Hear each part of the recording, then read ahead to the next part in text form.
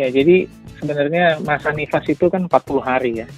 Masa nifas 40 hari. Jadi masa pemulihan itu dari awal sampai akhir selesai itu dia 40 hari. Tapi biasanya luka-luka operasi itu dia ya butuh waktu, text time ya, kita literatur dia bilang ada yang sampai 6 sampai 8 minggu.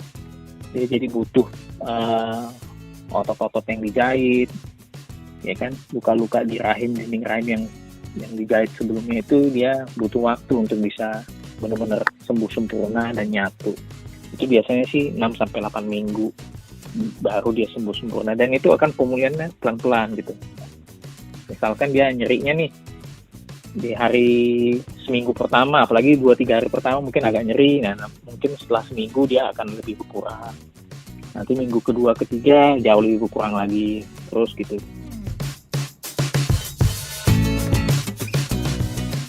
Sebenarnya sih makanan yang benar-benar dipantang itu tidak ada yang spesifik ya. Yang pasti makanannya harus sehat.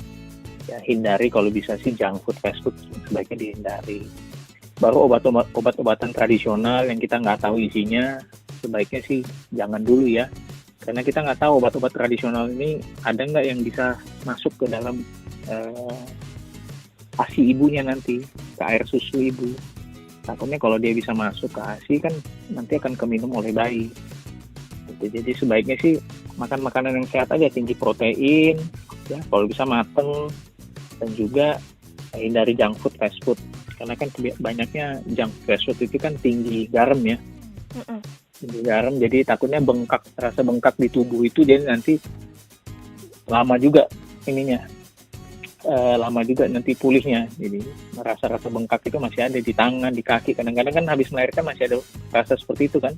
Iya. Rasa bengkak pada tangan, kaki gitu. Jadi kalau kita terlalu banyak konsumsi garam ya, natrium, junk food, fast food itu biasanya tinggi garam, nanti akan lama ininya, bengkaknya hilang.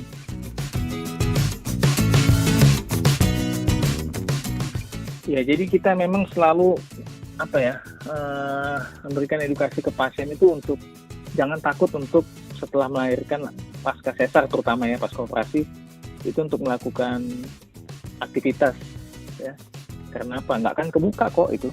Luka operasinya kan sudah dijahit dengan benar, pemberian antibiotiknya juga sekarang kan sudah baik, jadi nggak usah takut sebenarnya. Udah ditutup juga dengan perban yang anti air gitu, jadi tetap harus bergerak. Kenapa? Karena kalau mobilisasi dengan cepat, darah-darah beku yang tadinya ada di vagina ya kan setelah melahirkan kan darah-darah masa nifas itu kan masih ada ya di rahim, di vagina.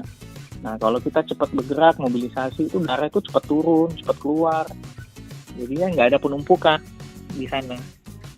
Karena kalau terjadi penumpukan darah di situ juga kan darah-darah beku yang menumpuk di situ kan akan mengganggu kontraksi rahimnya juga nanti. Nah kalau kontraksi rahimnya terganggu, dia bisa perdarahan malah jadinya. Gitu.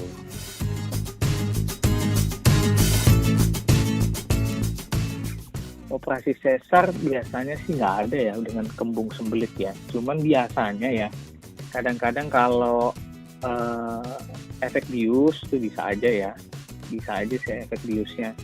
Tapi paling sering kemungkinan itu karena sewaktu lakukan operasi sesar mungkin ada darah beku yang sisa di dalam rongga rahim. Nah itu kadang-kadang bisa mengganggu peristaltik usus, pergerakan usus, begitu.